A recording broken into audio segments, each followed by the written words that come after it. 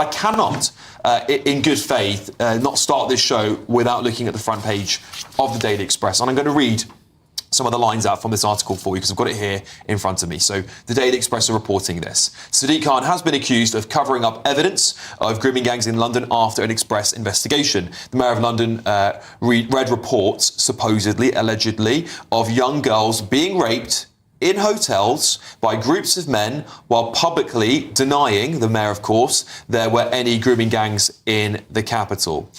This is word from the Daily Express. The children were also piled with drugs and had their lives threatened, evidence uncovered by the Express and My London shows.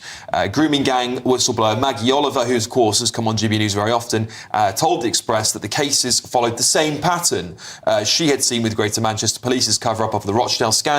Shadow Home Secretary Chris Philpin is accusing Sadiq Khan of being part of a cover-up and called for accountability. I'll read more into this shortly.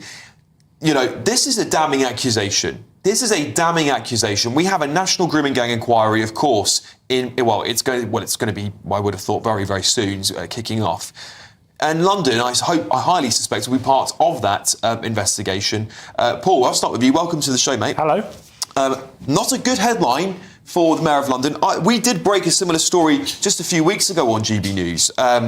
This grooming gang, this rape epidemic of young women in our country, to put it more, not as soft as grooming gangs, is threatens it's all of us. It's across the entire nation, isn't it?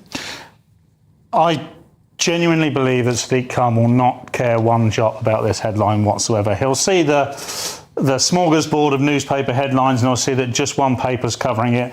He'll feel extremely safe. He has, rather intelligently, been the architect of a very, very safe space for himself. London, and the one thing we're never saying in here, and I'm kind of reticent about pointing this out right now, is that this is largely a Muslim Pakistani grooming gang issue that we're talking about. That's not to say there are no other grooming gangs in the UK or wider Europe. But what we are talking about here now is Pakistani Muslim grooming gangs being the problem. Of course they exist in London. It's statistically impossible that they don't.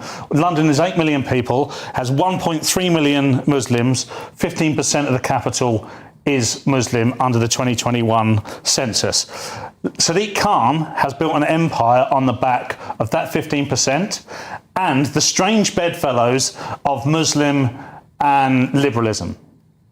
So you combine London's liberalism population with its Muslim population, you have an extremely large cohort of people that will back him no matter what. And because it makes people so squeamish to talk about this from a factual perspective, from a religious perspective, from a background perspective, he is very safe in the knowledge that he is in the safe space to talk. And I, by saying this right now, am in a relatively dangerous position by pointing it out. I'll go straight to you on this, Sebastian. You're a councillor in London, of course. What do you make of what Paul's saying there? I mean, look, it's early days. We've just had this story hot off the press. I want to hear from the Mayor. I don't think we've had a right response there, and see what he has to say. What I don't see is the political advantage of doing this if it is true. Why cover up after everything that has happened in Rochdale, elsewhere in the country? Why jump on that bandwagon and cover up something as awful as this? Well, I just want to read a little bit more because I'm going to read this article out for you in stages so we can get the response here from the panel and you can digest it at home. So the Express have gone on to say this. The Mayor and the Metropolitan Police, by the way, have consistently claimed to have no reports at all of Rochdale or Rotherham-style rape gangs in the capital, with Khan suggesting there was no indication they even exist. However, in the pages of 4 different His Majesty Inspectorates of Constabulary and Fire and Rescue Services reports from 2016 to 2025, which the Mayor of London personally responded to, the Express found details of 6 potential victims. I will read out some of those police inspection evidence victims reports here in just a moment. Chloe, what do we make off the back of that? Well, it sounds like they've got quite a bit of evidence at the Daily Express. So, of course, I'm we haven't heard from Mayor Khan yet, but I think that this is quite damning what we are hearing in this article. They've got documents there showing that he personally responded, apparently, to reports of there being potential grooming gang victims in London. And then he said there is no indication. And we've spoken about, there's that clip of Susan Hall questioning him on grooming gangs, and very arrogantly, he just dodges the question and says, can you define that? I'm not sure what you mean by that. I mean, the man is so arrogant and so in denial about the problems in this capital city. We see it with knife crime, and now it looks like we're seeing it with the grooming gangs as well. It's just unconscionable the way that he conducts himself, I think. Yeah, it's a really good point, because I think of that infamous clip of Susan Hall with Sadiq Khan, and we're going to try and get that clip to show it to you, by because I think it's very revealing about how much the mayor supposedly cares about this issue, because this is an issue up and down the country. We have seen it in almost every major town, city across Britain. It would be almost completely and a massive anomaly that we wouldn't be able to explain if they weren't happening here in London, Paul. Well, absolutely. And just to go back to Sebastian's point with regards to why would he, I feel like, and it's very damning actually, and I don't think it walks along the political divide. I think it's on both sides. Historically, people have been very comfortable to deny that this very serious thing is happening because they've always felt that they, in doing so, would probably get away with it. There's always enough plausible deniability. They're always far enough away from the actual incidents. And these incidents take place at the lowest end of our demographic in the country. These are predominantly poor white girls that are disenfranchised and seen as people that have little to no value within society. Now, I'm not saying that's true. I know no one on this panel is saying that's true. But the truth of it is that's where the victims are coming from. And people in power are so far removed from those people and those victims that they have almost created a space in which they feel comfortable to deny it's ever happening. And this goes right across the top of the police, right across the top of the political sphere and the media sphere as well. People have become incredibly squeamish about talking about this. And the reason it's proliferated is because people will not talk about it. Look, I don't know what the solution is, but what I do know is the way towards the solution is for people like Sadiq Khan to admit that this may have happened. Also, not to dismiss it if someone raises a question, even if it is Susan Hall and you don't like her as your political opponent, even if it's uncomfortable for you to hear the question, you absolutely should deal with it in a serious way. And I don't think he's done that to this point. No, I certainly agree. And Chloe, I think I'll read out some more of this article in just a second for you, because Chris Wilde, who is one of the men who has been working tirelessly on this issue, he is basically he's a care professional, by the way. He's worked with vulnerable young children. And he has mentioned that this is just the tip of the iceberg. And he said it's not just these few case studies we've been able to uncover, but he said it is prolific in London. He said he's actually claiming that it is worse in London than anywhere else in the country. So if the mayor has said he's found no evidence of this, if the Met Police are saying they found no evidence of this, surely they will be held to pay politically for a mayor who would either not be aware of this happening in his own capital, or possibly if Chris Wilde's accusations are correct, that this would be happening under his nose. I would like to see that if these accusations are correct, that Sadiq Khan would resign. But quite frankly, I think that he's too arrogant and his ego is too inflated to actually do that. I mean, a little bit like Prince Andrew, he won't go until he's shoved. And the electorate in London, as Paul has pointed out, you've got this marriage of the Muslim community and then the young woke liberals living in London, means that it's almost like he's untouchable. So I have a strong feeling that he will get away with it, very sadly. But I mean, the thing is, just going back to Paul's point about the question that Susan Hall raised, is even if these accusations are completely false and Sadiq Khan knew nothing about this, what is clear to me from that questioning where Susan Hall spoke to him is that he doesn't care about grooming gangs. He doesn't take this as a serious issue because he acted like a child, dismissing it as if it was funny in that meeting. And I thought it was absolutely disgusting to the victims across this country. Yeah, so, Sebastian, this is going to be very difficult politically for Sadiq Khan, because these are all accusations, by the way. I'm not accusing him of doing it. I'm saying from what we're seeing from these reports, it looks... And I think it would be really unusual for London to be the only place where these haven't happened, and that's what the mayor has, and the police have both said. Is there any inkling to you from your working with your local constituents that this may be not be the case? Nothing from my work, but I talk from a position of seeing one problem that we have societally across the country, which is that women aren't believed. Women report things and they are not taken seriously. You look at the percentage of rape allegations that end in convictions, and it's something like 2%, which is terrible. The justice system isn't working for women, and it's no wonder that they don't bother to report these things.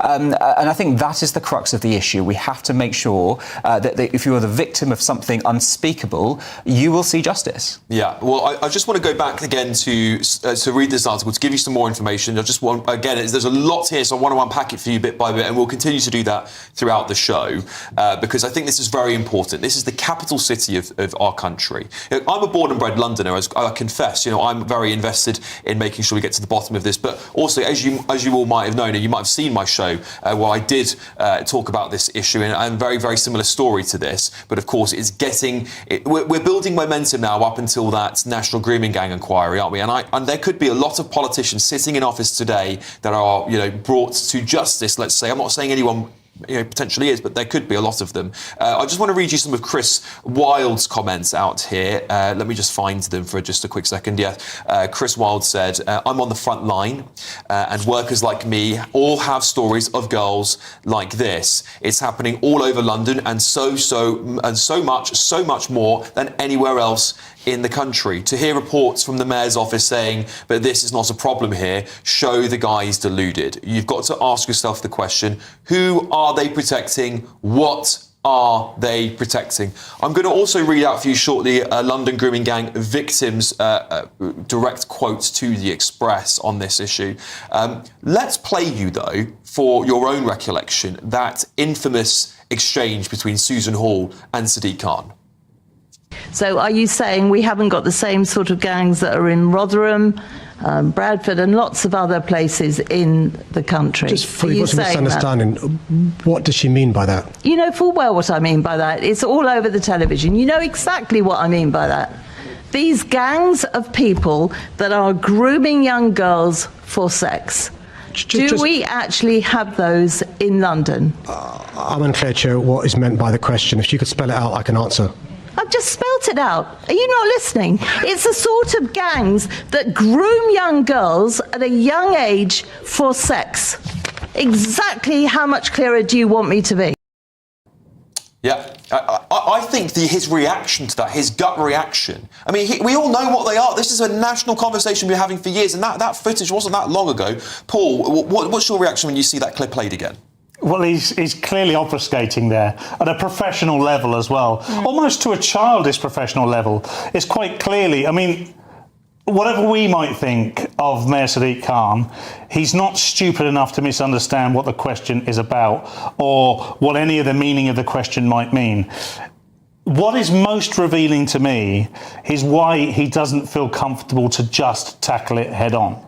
It can be dismissed very quickly. I'm sure that he has access, in fact, I know he has access to statistics that would back up any point he wanted to make. So he would have known it was coming, the question. He could have prepared himself, and he didn't need to be as flippant as he was. And unfortunately, this plays incredibly badly outside of London. Within London, and everything that we've talked about, it plays fairly well. People don't want to hear it. But outside London, this plays very badly. Sebastian, brief comments. What's your reaction to seeing that clip? I'm surprised that Susan Hall wasn't more explicit about what she was talking about. Really? Really, Sebastian? Come on. Sorry. Come on. Sadiq Khan is living under a rock if he doesn't understand what we mean by grooming. It's not that he doesn't understand, it's that she needs to say it, and she didn't. And she refused did. twice. She explained that. She said it is men grooming young girls. Yes, but she didn't say Asian men. And I think that was an omission on her part. If she wants to talk about that specifically, she should say that word. He was goading her into that so he could say, well, that's racist. No, he was looking for a clarification, and she had two options to do it, two opportunities. If there are grooming gangs operating in London that are run by white British men, then of course he should be talking about that and tackling that as well. Completely. Right? We have seen we don't know the exact details in this case that they've brought up in the Express, but across the country there is an issue with certain communities being more overrepresented in the data. later. But regardless of that, if there are grooming gangs in London, Susan Hall doesn't need to say a specific ethnicity. If there are any of them, Sadiq Khan should be addressing it and be concerned about it. And there, he's acting like a sort of, naughty kid in the headmaster's office, acting like a child. We're going to come back to this, because this is the biggest story on all the front pages. There's a lot of Andrew here, but I think that we really do need to start talking about this happening in London, because, again, I think the way this has been handled by the Mayor of London is absolutely abysmal. And I think,